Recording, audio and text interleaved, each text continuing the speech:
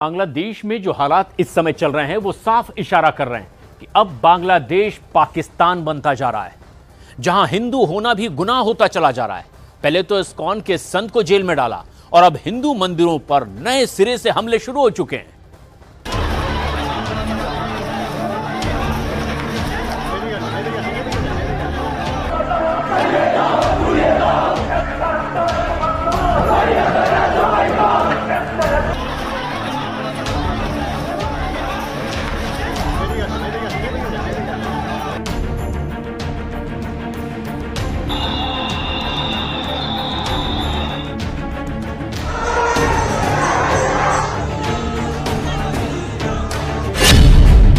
बांग्लादेश बना पाकिस्तान, मंदिरों पर हमले, भाग रहे हिंदू।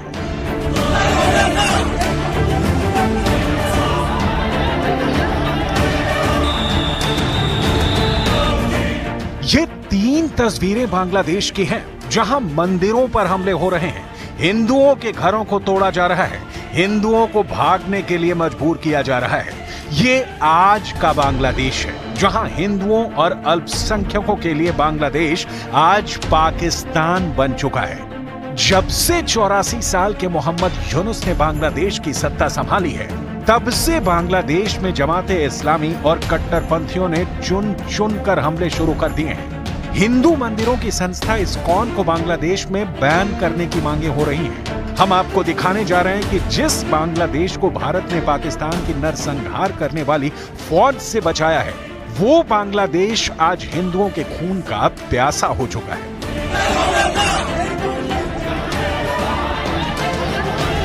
बांग्लादेश में तख्ता पलट के बाद हिंदुओं पर हमले होने का सिलसिला बदस्तूर जारी है। बांग्लादेश में अब हिंदुओं के मंदिरों को भी निशाना बनाया जा रहा है। भारत समेत दुनिया भर में बांग्लादेश में हिंदुओं पर हो रहे हमलों को लेकर नाराजगी तेजी से बढ़ती जा रही है। वहीं दूसरी तरफ ताजे हालात को देखते हुए साफ कहा जा सकता है कि बांग्लादेश के मोहम्मद यूनुस सरकार बांग्लादेश के कट्टरपंथी और जमातियों के सामने सरेंडर कर चुकी है। अब जो खबरें आ रही हैं वो हिंदुओं और अल्पसंख्यकों के लिए बेहद खतरनाक मानी जा रही हैं। जिहादियों का तांडव, हिंदू विरोधी बांग्लादेश सरकार।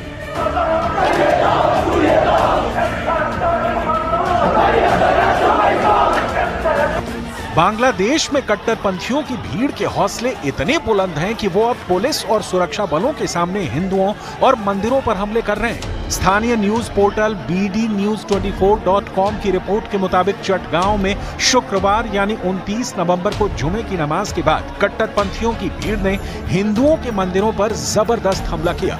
रिपोर्ट के मुताबिक चटगांव के शांतनेश्वरी मातृ मंदिर, शोनी मंदिर और शांतनेश्वरी कालीबाड़ी मंदिर को निशाना बनाया। चटगांव के हरीश चंद्र मुनसेफ लेन में स्थित हिंदू मंदिरों पर हमला शुक्रवार दोपहर करीब 2:30 बजे हुआ। मंदिर के अधिकारियों ने बताया कि नारेबाजी कर रहे कई 100 लोगों के एक समूह ने मंदिरों पर ईंट पत्थर फेंके, जिससे शोनी मंदिर और अन्य 2 मंदिरों को नुकसान हुआ है। स्थानीय कोतवाली के थाना प्रमुख अब्दुल करीम ने कट्टरपंथी बांग्लादेशियों के हमले की पुष्टि की है। इधर चटगांव में ही इस्कॉन के पूर्व सदस्य और हिंदू संत चिन्मय कृष्ण दास ब्रह्मचारी पर देशद्रोह के आरोप के तहत मामला दर्ज करने की मांग हो रही है। हिंदू संत चिन्मय कृष्ण दास को 25 नवंबर को देशद्रोह के मामले में गिरफ्तार किया गया था। उन्हें चटगांव की अदालत ने जमानत देने से इनकार कर दिया है। इधर बांग्लादेश के भैरव में इस्कॉन सेंटर पर कट्टरपंथियों ने हमला किया है। ISKCON has decided that when nothing works, prayers work. So all over the world, in our over 850 big temples and thousands of other small centers, this coming Sunday, that is tomorrow, 1st December 2024, crowds of worldwide ISKCON devotees will reach temple closest to them and pray and chant for the safety of Bangladeshi Hindus and other minorities. Yunus सरकार से बांग्लादेश नहीं संभल रहा। बांग्लादेश में लगातार हिंदुओं पर हमले हो रहे हैं। न केवल हिंदू मंदिरों को तोड़ा जा रहा है, बल्कि हिंदुओं पर अत्याचार भी हो रहे हैं। इसके बाद भी शांति का नोबेल पुरस्कार पाने वाले मोहम्मद यूनुस हाथ पर हाथ रखकर बैठे हैं। जिन्होंने खुद शांति की वकालत करके नोबेल पुरस्कार पाया, आज वही यूनुस अपने घर में हिंसा की आग को बुझा नहीं पा रहे हैं। उनकी नाक के नीचे लगातार हिंदुओं पर जुल्म ढाया जा रहा है। भारत में भी जबरदस्त तरीके से विरोध प्रदर्शन शुरू हो चुके हैं। प्रधानमंत्री नरेंद्र मोदी, विदेश मंत्री जयशंकर भी बांग्लादेश मामले में सख्त कदम उठा रहे हैं। India has consistently and strongly raised with the Bangladesh government the threats and targeted attacks on Hindus and other minorities. Our position on the matter is very clear. The interim government must live up to its responsibility of protecting all minorities. We are concerned at the surge of extremist rhetoric, increasing incidents of violence and provocation. हिंदुओं और अल्पसंख्यकों के खिलाफ जमाते इस्लामी और कट्टरपंथियों के सबसे बड़े प्रदर्शन राजधानी ढाका और चटगांव में हो रहे हैं। बांग्लादेश के कट्टरपंथी अब इस्कॉन को हिंदू उग्रवादी संगठन और कट्टरपंथी और राष्ट्र विरोधी समूह बताते हुए प्रतिबंध लगाने की मांग कर रहे हैं। हिंदुओं के खिलाफ जिहादी और जमातियों की इस रैली में कट्टरपंथी संगठन हिफाजते इस्लाम, खिलाफत मजलिस और इस्लामिक आंदोलन सहित कई कट्टरपंथी संगठन और बांग्लादेश की राजनीतिक पार्टियों ने हिस्सा लिया है। बांग्लादेश के अधिकारियों ने एक हिंदू नेता और इस्कॉन से जुड़े 16 सदस्यों के बैंक खातों को 30 दिन के लिए फ्रीज करने का आदेश दिया है। इस्कॉन के 16 सदस्यों ने पूर्व सदस्य चिन्मय कृष्णदास ब्रह्मचारी का नाम भी शामिल है, जिन्हें इसी हफ्ते देशद्रोह के आरोप में गिरफ्तार किया गया है। तुरंत बांग्लादेश का जो एम्बेसी का आदमी है उसको बुला के अच्छा तरीके से सबक सिखा देना चाहिए। एक भी बांग्लादेशी को जितना टाइम तक भारत का झंडा को इतना गलत तरीके से अपमान करते हुए जो पिक्चर आया उसके ऊपर माफी ना मांगे और एंटी इंडिया हमारी नेशनलिज्म, हमारी नेशनल फ्लैग के ऊपर जो अपमान हो रहा है बंद ना जितना टाइम तक होए उतना टाइम तक मैं एक भी पेशेंट को नहीं देखूंगा।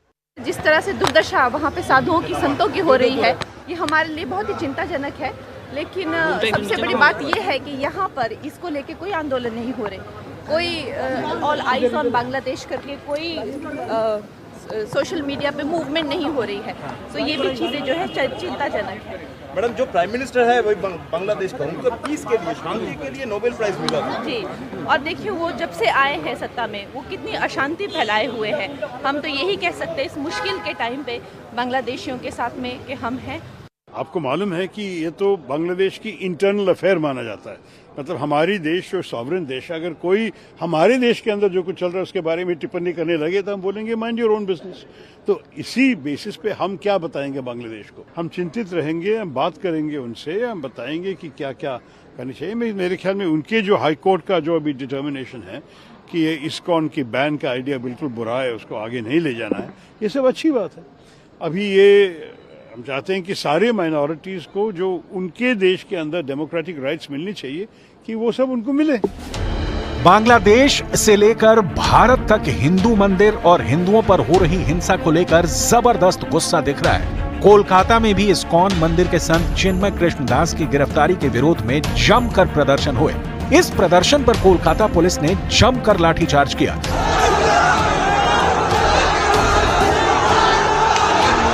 इधर बांग्लादेश सरकार के प्रमुख मोहम्मद यूनुस हिंदुओं के खिलाफ चल रहे बवाल को लेकर चुप्पी साधे बैठे हैं। इधर भारत में मौजूद बांग्लादेश की पूर्व प्रधानमंत्री शेख हसीना ने हिंदू हिंसा पर चुप्पी तोड़ी है। हिंदू संत चिन्मय कृष्णदास की गिरफ्तारी को गलत बताया है। शेख हसीना ने देश की जनता से आतंकवाद और उग्रवाद के खिलाफ खड़े होने की अपील करते हुए चिन्मय कृष्णदास की गिरफ्तारी का विरोध किया है। पूर्व प्रधानमंत्री ने कहा है कि चिन्मय दास को जल्द से जल्द रिहा करना चाहिए। बांग्लादेश की पूर्व प्रधानमंत्री शेख हसीना ने कहा कि सनातन धार्मिक समुदाय के एक शीर्ष नेता को अन्यायपूर्ण तरीके से गिरफ्तार किया गया है। उन्होंने चिन्मय दास को तुरंत रिहा करने की मांग की है। इसके अलावा पूर्व शेख हसीना सरकार के विदेश मंत्री हसन महमूद ने यूनुस सरकार के फैसलों पर सवाल उठाते हुए कहा कि बांग्लादेश में हिंदुओं की स्थिति खतरनाक है।